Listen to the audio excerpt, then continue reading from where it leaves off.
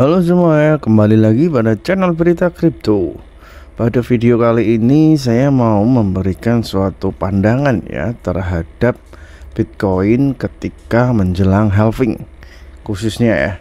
Oke, di sini kita lihat ya garis putih yang ada pada area sini, terus ini, di sini juga ada, di sini juga ada. Ini merupakan area di mana Bitcoin akan atau sudah melakukan halving ya. Kita lihat bahwa kecenderungannya ya bisa dilihat dengan jelas bahwa ketika halving terjadi, setelah itu adalah trennya naik. Di sini juga trennya naik.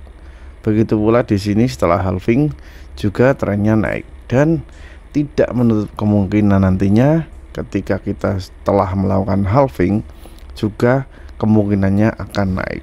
Pada video sebelumnya juga saya sudah memberikan analisis beberapa kemungkinan-kemungkinan yang akan terjadi setelah halving terjadi ya, atau dari sebelum terjadi halving skema seperti apa juga sudah saya berikan analisisnya. Bisa dilihat kembali untuk video-video sebelumnya. Di sini saya lebih mau menekankan apa yang akan terjadi terhadap Bitcoin ketika menjelang halving ya. Sekarang kita berada pada harga 27.700 kurang lebih untuk area sekarang ya, dan masih ada beberapa bulan lagi untuk menuju halving. Coba kita ulas kembali dulu ya sebelum pada halving sebelumnya, di mana konteks atau skema yang terjadi sebelum halving itu adalah rata-rata itu kemungkinannya adalah cenderung jenuh untuk market Bitcoin itu sendiri.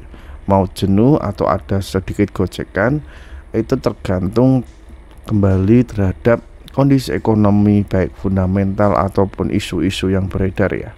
Kita lihat di sini bahwa sebelum halving terjadi kenaikan ya, tetapi ketika di area halving ini sendiri kecenderungannya adalah ada penurunan maupun ada sideways.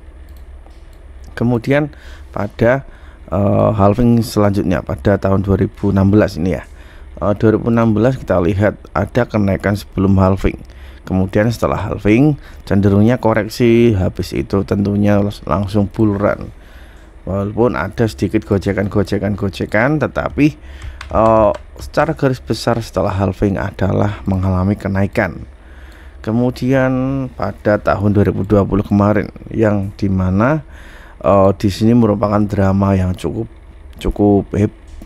besar ya kalau saya bilang, karena menjelang halving di mana harusnya di sini harganya sideways gitu ya, kemudian baru bull run setelah halving, tetapi Bitcoin harus melakukan sedikit gocekan, di mana dalam beberapa hari terakhir di situ ya, atau sekitar 1 bulan lah kurang lebih ya, Bitcoin mulai dari harga 10.000 di sini turun sampai harga 33.600 atau 500 kurang lebih.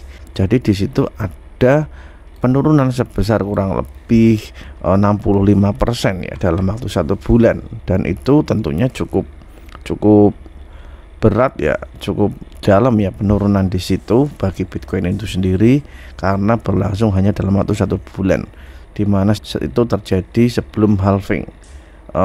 Di situ juga tepat karena efek dari corona yang menyebar ke seluruh dunia, maka kondisi ekonomi runtuh, Bitcoin juga ikut berimbas. Tetapi kita lihat bagaimana Bitcoin dengan kuatnya mampu untuk segera kembali naik ke atas dan melakukan breakoutnya atau melakukan bull run-nya, karena efek corona di situ menciptakan suatu bottom line yang menjadi support, di mana support tersebut mampu untuk menjaga Bitcoin dan malah memberikan dampak signifikan terhadap Bitcoin ke depannya.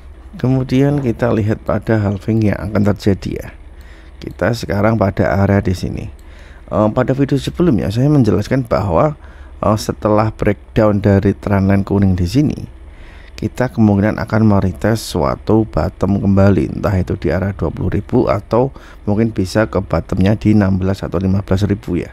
Tetapi kita lihat di sini Bitcoin berhasil untuk reclaim dan naik kembali. Tetapi di sini jelas bahwa reclaim di sini adalah reclaim dari support yang telah tertembus dari Bitcoin sebelumnya, dari supportnya yang berada di sini ya, garis di sini, garis support di 26.500 tertembus dan sekarang mencoba untuk reclaim naik kembali. Tetapi di sini jelas bahwa reclaim di sini baru menciptakan suatu retest dari support sebelumnya yang telah tertembus dan sekarang menjadi suatu resisten.